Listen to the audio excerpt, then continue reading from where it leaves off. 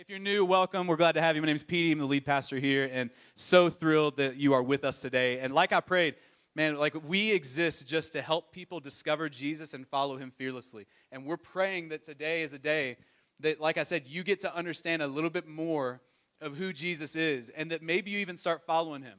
All right, because I think that you can start following Jesus in some small ways and just kind of try it out at first, because I think for most of us, that's actually how we got hooked.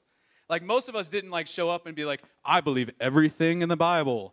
And then we started following Jesus. We got hooked by something. Like, I started coming to church back in the day because I heard there were some cute girls there. So, like, if that's what got you here, that's all good, man. Jesus will use any possible way to get you. But today, I think that it's a great day that you're here if you're new. Because we're in this series where we're talking about developing something that all of us need.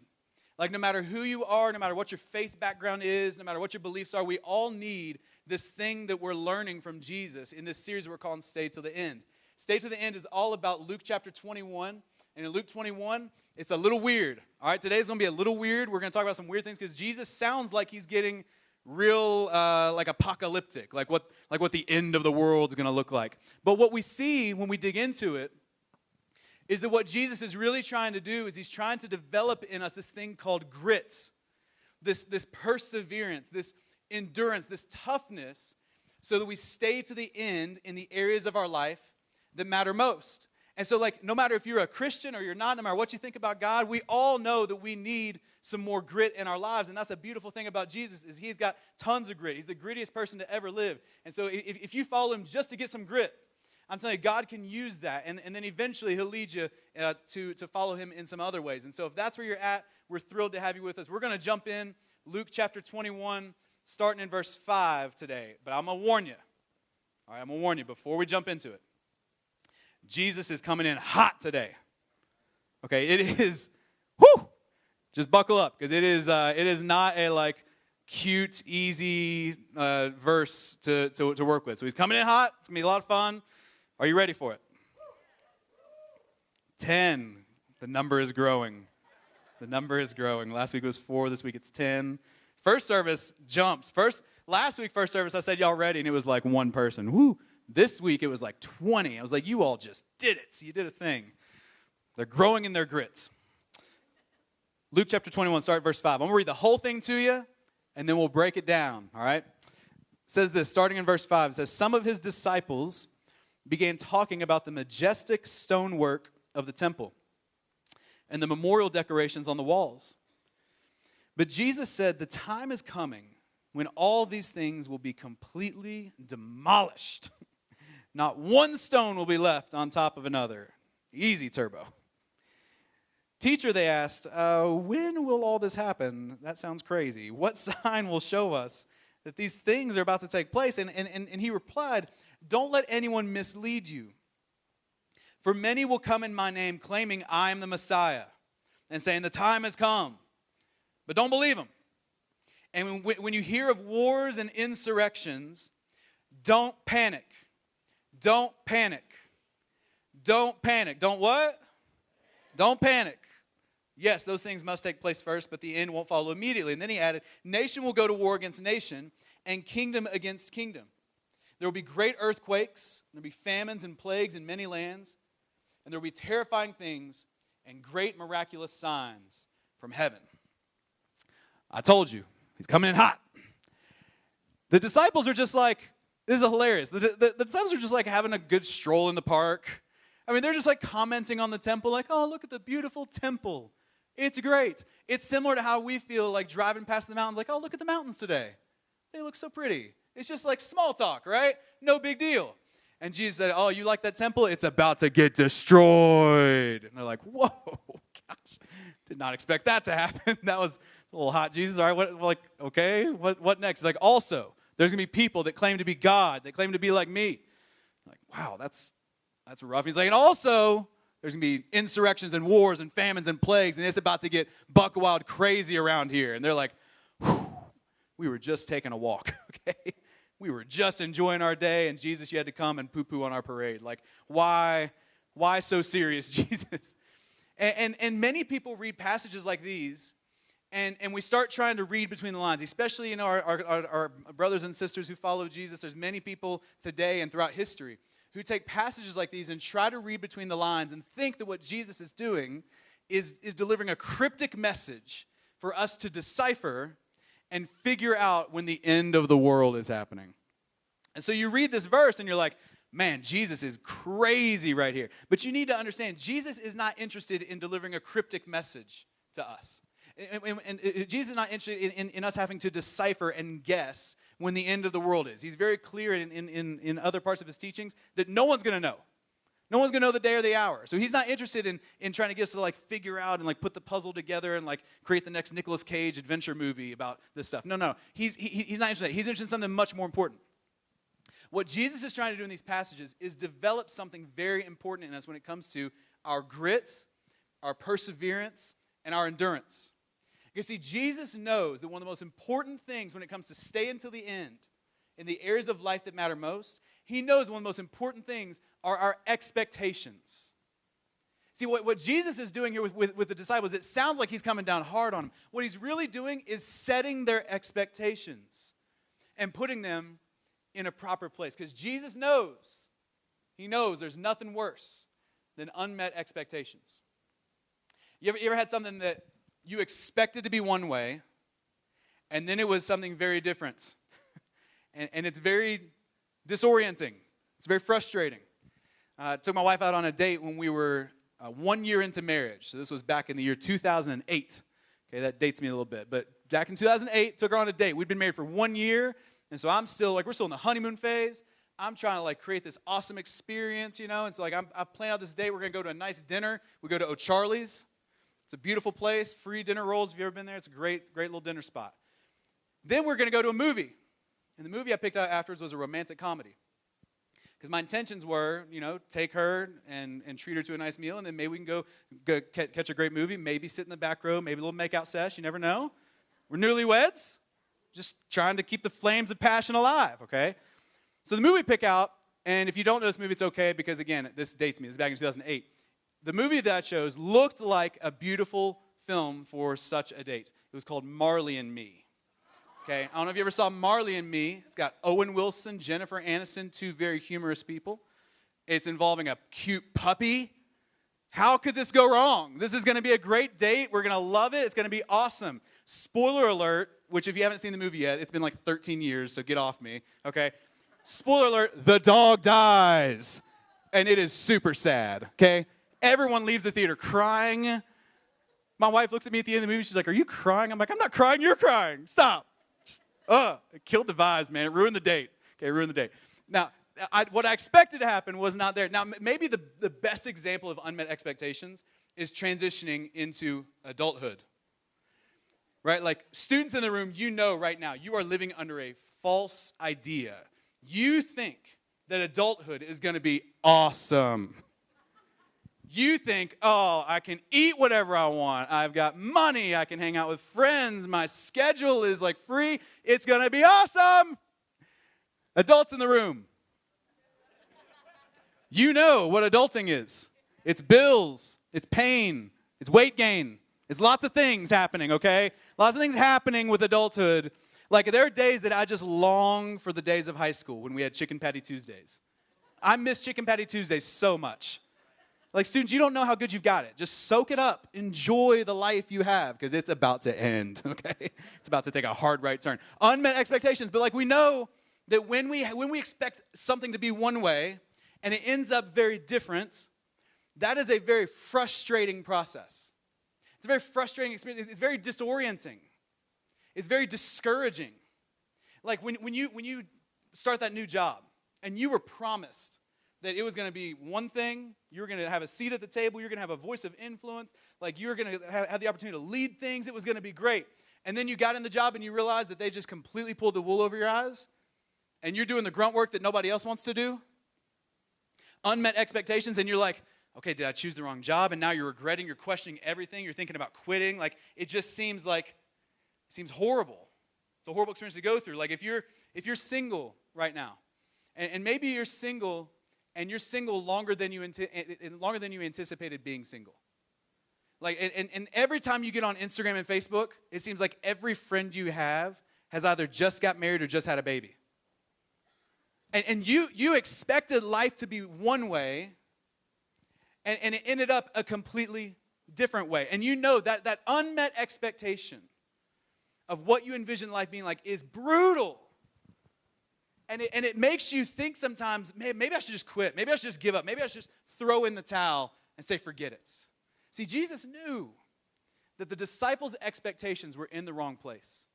You see, when he says, hey, the temple that you love, this temple that you adore, it's about to be destroyed, that was a significant thing for them to hear. Because when they think of the temple, again, I know this is hard because we read the Bible from a 21st century kind of Western perspective. You jump into a first century Jewish perspective. When they hear temple, they hear, okay, that's the last hope we have that God hasn't given up on us, that our future is going to be good. See, when they see the temple, they see this picture of the future that they had built in their minds when the nation of Israel would be restored. They'd have a king again. They'd have a kingdom. Like they'd have everything that they've wanted in life, and the temple would be at the center of it all. God would live there, and they would go and worship there. It was going to be great, this idea of the future. And so when Jesus says, yeah, that thing you think is going to happen in the future is about to come crumbling down. In their mind, their future was crumbling down. And while we may not have a temple to look to and hang all of our hopes and dreams on, we've got a picture of the future. Every single one of us in this room have an idea of what the future is going to look like. We have an idea of what retirement's going to look like, of what marriage is going to be like, of what raising kids is going to be like, of what our career is going to look like. We have an idea of what financial our life is going to look like. So we may not have a temple, but we've got an idea in mind. And Jesus, I think if he were here today, he would say, hey, that thing you've built up in your mind, it's probably going to come crashing down. It's probably going to be nothing like what you expected. Let me set your expectations right. And he says there's going to be people that come. He tells the disciples, again, the disciples think they've found gold. They think they've found the Messiah. And they have. But Jesus says, hey, after I leave, there's going to be more people that come along and say, I'm the Messiah. Come follow me. I'm God. And they're like, okay, that's going to be really hard. That's going to be really confusing.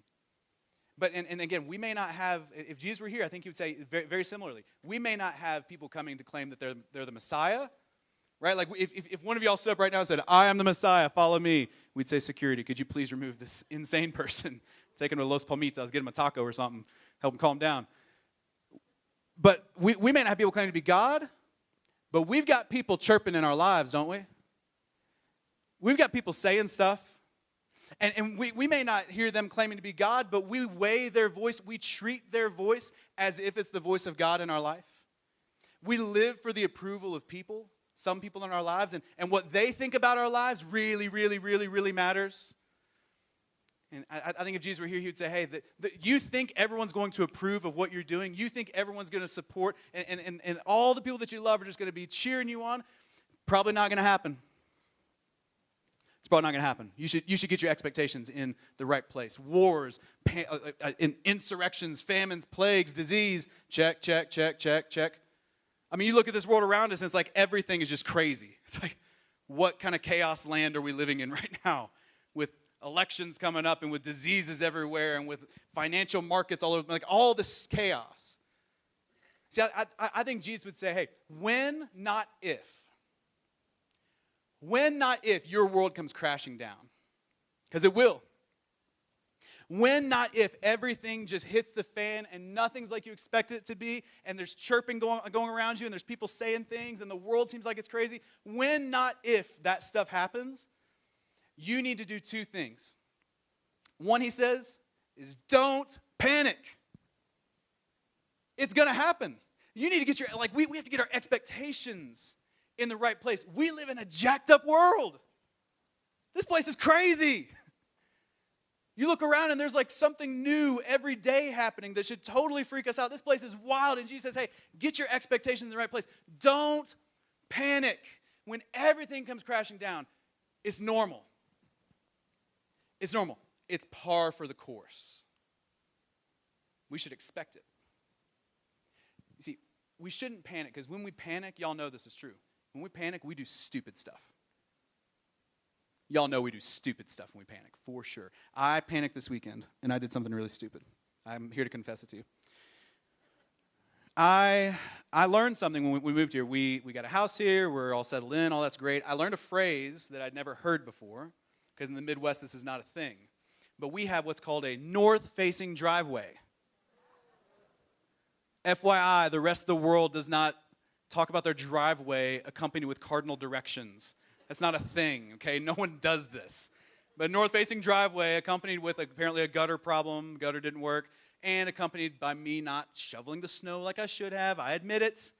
All that with the snow we've had over these past few weeks resulted in, some of the snow, the foot of snow would melt, and then it would freeze. Melt, freeze, melt, freeze. And so basically what's happened is that if you want to get to my front door, you're going to have some ice skates and do a triple axle. It's a thing. It's hard to get to my house right now. And so my wife slipped on it a couple days ago. My daughter slipped on it. I was like, I've got to do something.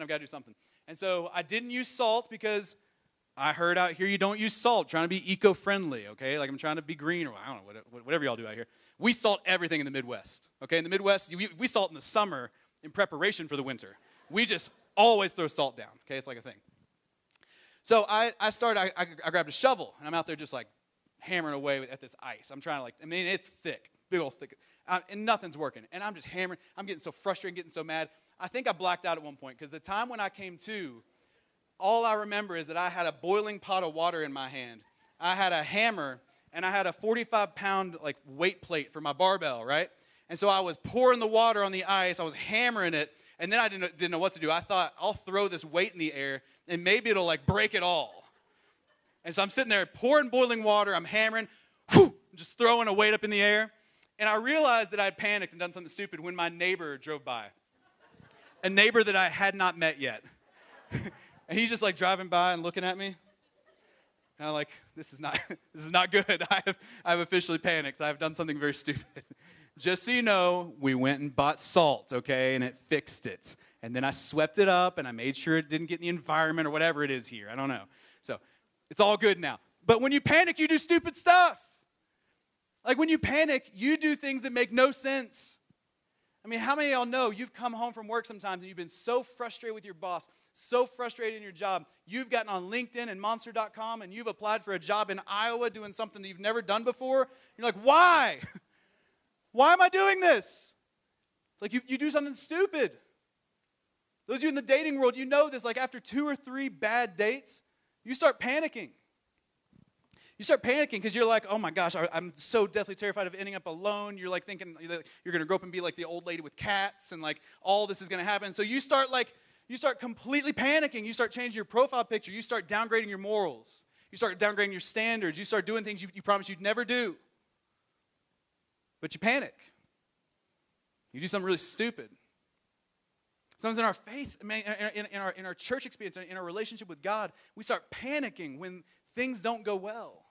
When it doesn't feel like it used to feel, we do stupid things. We stop showing up to church. We stop showing up to group. We stop serving. We stop giving. We stop reading the Bible. Because man, it's just not working for us. I'm just not feeling it anymore.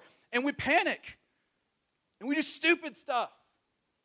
Instead of doing what we know we should do. See, I think that's what Jesus, if he were here, he would say, don't panic. Just do what you're supposed to. Do what you know to do. Do what you know to do. Keep calm and carry on. Y'all know that poster? It's everywhere. Although, I'll give you the history on it. This is the original Keep Calm and Carry On. We've hijacked it and made it whatever we want it to be. You've seen the Facebook post where it's basically keep calm and do whatever your hobby is. Keep calm and rosé all day. Keep calm and do oils. There's all kinds of keep calms. And the original poster was this. And this is back from 1939. The history behind this is so fascinating. This poster was originally printed by the British government in 1939 during World War II. They printed 2.5 million copies of it and posted them everywhere. Because the British citizens were not doing normal citizen stuff. They were hearing about rumors of bombs dropping and chaos and wars, and they were all panicked. And so they put these posters up, keep calm and carry on, so that the citizens would keep doing normal citizen things. Keep calm and carry on. Go take your kids to school. Don't hold them out of school. Go buy groceries. Go take your wife on a date. Go play in the park. Just put your head down and do the thing that you know to do. Keep calm and caring. I think that's what Jesus would say to us right now.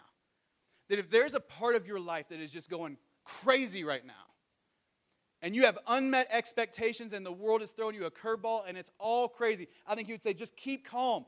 Do the thing you know you're supposed to do. In the words of Anna from Frozen 2, just do the next right thing. Y'all know I know Frozen like the back of my hand, man. I got that girl dad life going. I know way too much about Elsa and Anna. I am well versed in the ways of Disney. Do the next right thing, though. Do the thing you know to do. Like if your marriage is struggling, don't panic, don't panic, don't panic, don't panic. Stay calm. Do the thing you know you're supposed to do. Love your spouse with a sacrificial love. Remember the vows that you made to them. That no matter what happens, you'll be committed. No matter what happens, you're in. Like sacrificially love them like Jesus has loved you. Like stay calm. Don't panic. Don't panic. Don't panic. It's normal. It's normal. Like if you're struggling in your work right now, if you're struggling financially right now, and you don't know how you're gonna pay the bills in the next month, keep calm. Stay calm. Don't panic. Don't panic. Do the thing you know to do. Go do a really good job at work. Be a great coworker. Ask for feedback. Try to grow. Look for ways that you can add value. Don't panic. Just do the thing you know to do. Like if church ain't clicking for you, if your relationship with God ain't clicking for you, man, don't panic. Don't withdraw from the group. Don't stop coming to church. When it's not clicking and when it's hurting and when it's not making sense, this is exactly where you should be. You have to lean in even harder. Do the things you know to do. Don't panic. Don't panic. Everything you're experiencing right now is normal. It's normal. Don't throw in the towel. Don't give up. You got to stay to the end. You got to push through this stuff. You got to keep calm and carry on, because here's the deal. Jesus is at work in your life. He's at work. Like right now, the thing that you are so caught up on, the situation that's so not what you expected it to be, the things that people are saying all around you, Jesus is at work right there. He is at work in your life. That's why Jesus is so much better than keep calm and carry on. Because truthfully, come on, skeptics in the room, you know this. Keep calm and carry on is honestly just kind of like propaganda, because they had no idea what was going to happen. They put that poster up, and that poster is basically saying, just wishfully think that the best is going to happen. Just put your head down, because you might get bombed. This whole thing might be as bad as you think it is, but just ignore it. Just blindly trust. And for many of you, that's what you think of when you think of Christianity. You think of a bunch of people that are just blindly trusting, just blindly, wishfully hoping for the best. The best is yet to come, but really you're just kind of blindly not looking at reality. No, that's not the case. See, with Jesus, you can keep calm and carry on. You can not panic, because you can trust that he is at work in your life. Jesus at his core, the core of who he is a rebuilder. He's a rebuilder. He's a home renovator. Like when he sees the nice shiny house, he's like, no, I'll pass. I'll take the one that's needs completely gutted. I'll take the one that, and I'll fix that thing up. I'll flip that house. Like Jesus loves a renovation project. He is at his core a rebuilder. When he sees your situation, when he sees your mess and your chaos, he does not see mess, he sees potential. When he sees your disaster, he sees an opportunity to do something incredible. And God has always been doing this. I love how the Apostle Paul puts it. In the letter he wrote to the church in Rome, he said that God works all things. Does anybody know the word? Oh, together for the good. Someone knows that's right. God works all things together for the good of those who love him. That he can take every crappy situation you've ever gone through, all the pain you're feeling, all the junk, all the mess, and he can work it together for the good of those who love him. There's an Old Testament story about a guy named Joseph. You can go read it later. It's a great story. But basically, he lived out what we're talking about. None of the things he expected to happen in his life happened. It all went crazy. It all went sideways. Everything was awful. And at the end of his life, he looked at some people who betrayed him, and he said, what you intended to harm me, God used to accomplish his purposes in my life. I'm telling you, if you see the chaos happening all around you and the unmet expectations, and you throw in the towel, If you give up, you're going to miss out on the big reveal. You're going to miss out on watching God rebuild the ruins of your life into something incredible. You're going to miss out. That's why you've got to stay to the end, because Jesus is at work. And I'm telling you, my marriage is proof of this. My marriage, when we were 3-4 years into our marriage, we had the worst year you could ever imagine. And we thought about throwing in the towel. We thought about quitting. We were in counseling. We were young. It was like, man, like, what are we doing? Can we even, like, make it? And we were tempted. We saw everything, like all the unmet expectations, all the chaos, everything around us. We were so tempted to quit. But we didn't. We didn't panic. We did what we knew we needed to do. We got help. We started getting honest with each other. We started getting real. We stopped hiding anything. We just got it all out on the table. And now I can stand here today and say that God has rebuilt us. He has rebuilt our marriage into something that I wouldn't trade for the world. Like, I have a woman who knows me fully and still loves me. Like, fully known and fully loved. Sometimes it's fully known yet fully loved. But, like, she knows me. She gets me. Like, there's nothing I could say that would shock her. And there's nothing she could say that would shock me.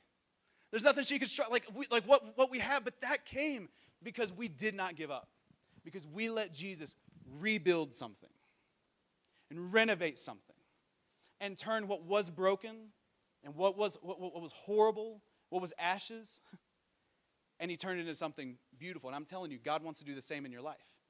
Even if you don't believe in him right now, he is working in the areas of your life that hurt the most.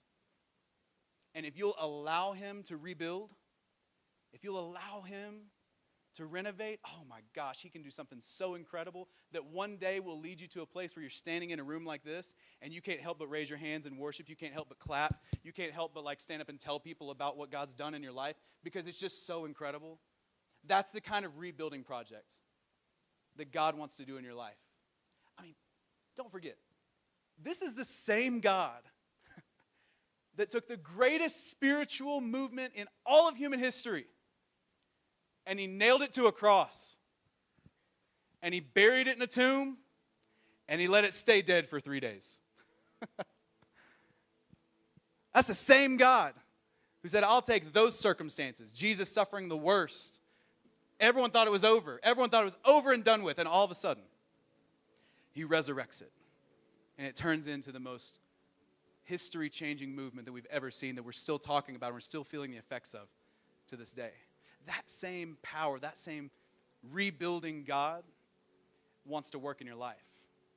And that's why you shouldn't panic. That's why you shouldn't panic. But you've got to open yourself up and invite God into that. You've got to open yourself up and say, God, I don't even know if I trust you yet. I don't even know if I believe in you. But I invite you into this area of my life that is completely broken and messed up. And I ask you to do something, rebuild something. Show me what you're doing. But you got to invite him into it. And I can't do that for you. So, man, let me pray for you and give you a couple minutes to talk to God about it. And do that on your own. Let me pray. Jesus, I know there's a ton of people in this room right now who could stand up and preach that message. There's a ton of people in the room right now who have a story of what you've rebuilt in their life. The way you've worked through unmet expectations. This is a sermon that there's so many people in this church that could get up and preach it. And I thank you for that, God. It's a beautiful thing to be a part of a family where you've just worked incredible things in our lives. And God, right now, I pray for the people in this room right now who aren't sure they believe in you. They aren't even sure you're real.